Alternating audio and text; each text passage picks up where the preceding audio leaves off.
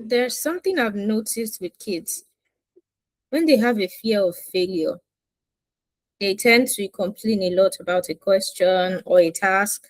They tend to break down emotionally, or they might just avoid the task. So I think it's something that every parent should be, parents and guardians and teachers, it should be something you're very intentional about, fighting the fear of failure in kids.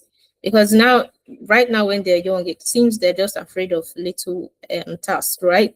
But how are they going to face issues, challenging issues in life if they're always scared of every single thing, right? Fear is not a beautiful thing at all, and kids need to learn to be brave.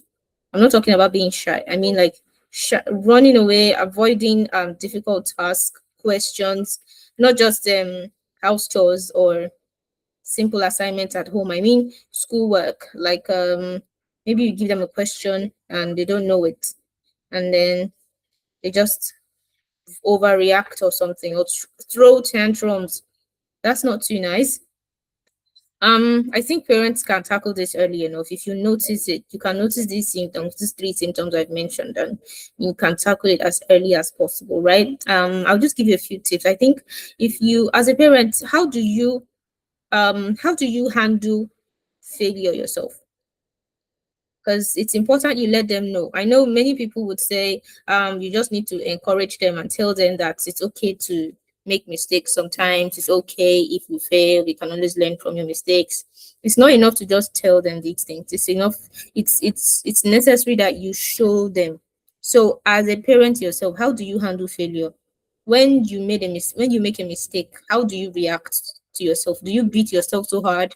Do you feel like an embarrassment to the world? Or how do you handle their mistakes? How do you handle your kids' mistakes? Do you overcorrect them for it? Of course, they should be corrected, but how do you react? Do you make them feel like they're not successful in life because they just made a mistake, or they just did something wrong? And now I'm not saying that kids should not be corrected, because there should be um a line between correction and encouragement, right? So when they are wrong, they should be corrected. If a child repeats a mistake over and over intentionally, that's not a mistake any longer, and that needs serious discipline, right? But when they make mistakes, you shouldn't make them feel like they are worse than anybody else in this world because of their mistakes, right? Help them acknowledge. In fact, you should share your mistakes with them. Sometimes if you just, maybe in the car, when you're in the park or something, just have discussions with them of certain times in your own life when you made a mistake, and laugh about it, joke about it, and tell them how you learned from your mistake. Even in your daily life, you just, oops, I made a mistake this morning, I forgot something. I'll try not to do that next time. And then they're just watching and they know that, okay, mom makes mistakes too sometimes.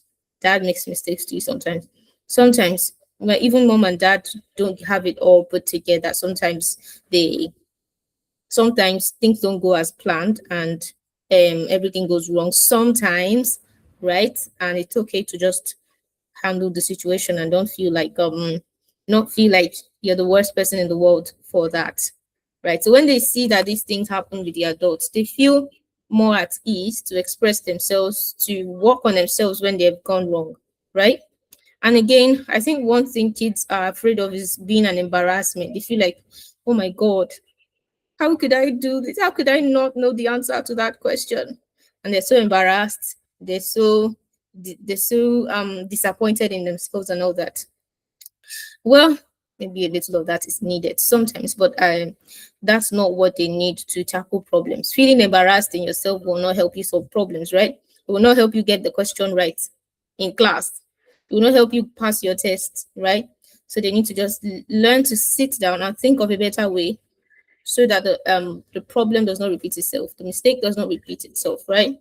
And let me point this out. I think kids who are really, really smart, who has had a long track record of high scores, all A's, and stuff like that. Those kind of kids usually have, they are the ones who are usually prone to fear of failure, because they know that they have such a long track record and everybody's looking up to them.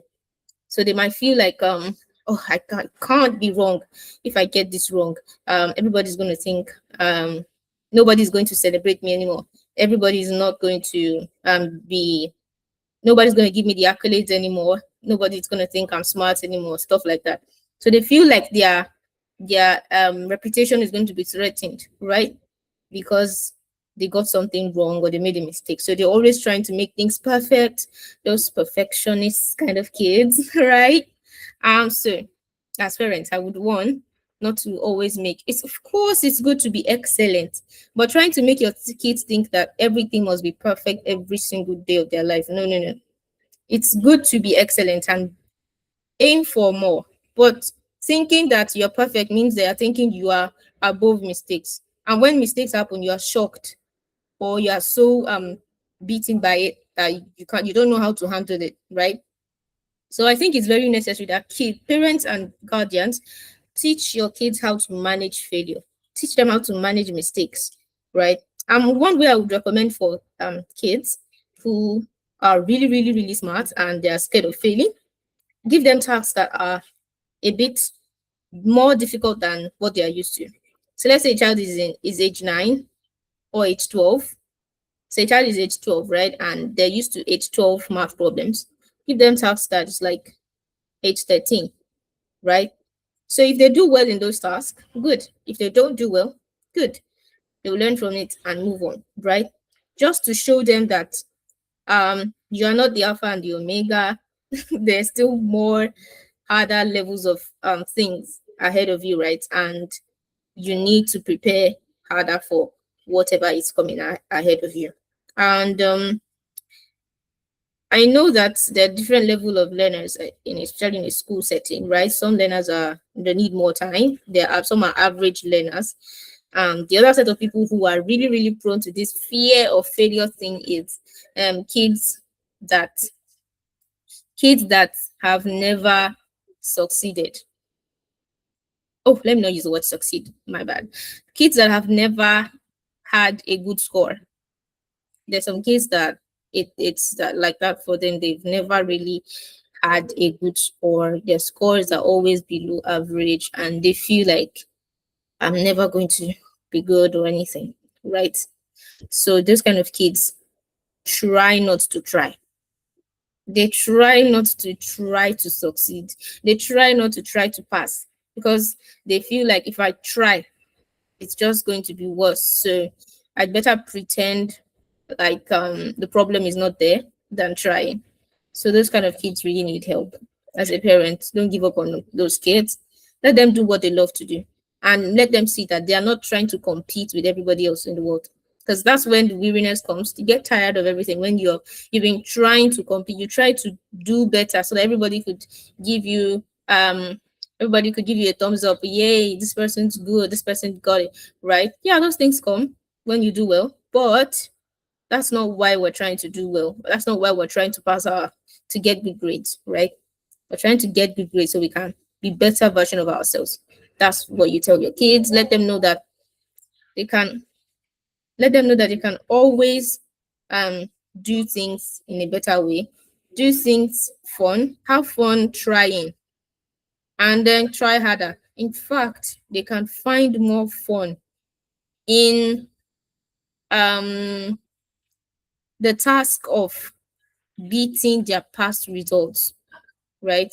So they're not competing against somebody else's scores, they're competing against their own previous scores. So there's really a lot to it. I just said a few, and I really hope this helps. Let your kids know that trying is very important. Oh, before I go, one more thing. Let them know that effort is as important as the results. Yes, celebrate their efforts as much as you celebrate their results. So when a child comes home with a good result, don't just celebrate them when you've seen a good result. Celebrate them before the result comes. Wow, well done. I saw how you've been studying and you've been reading. Oh, you studied up your room today. That's great. I saw you made a schedule for your daily activities by yourself. That's cool. Celebrate their efforts. Notice the things they do, the extra miles they go. Notice it. It's very important for kids. Else they will think that their efforts doesn't matter, as because they got a bad outcome or whatever they did in whatever task they did. So they might think their efforts doesn't matter, and it does matter. So celebrate your efforts. And I'm sure I've given you a lot, not too much, but there's more. So for the sake of time, I'll be stopping here. I'll see you in my next video. Bye from Auntie Shalom. See ya later. And don't forget to like, share, subscribe, follow, comment, do everything possible, please. I really want to see you in our next video. Bye.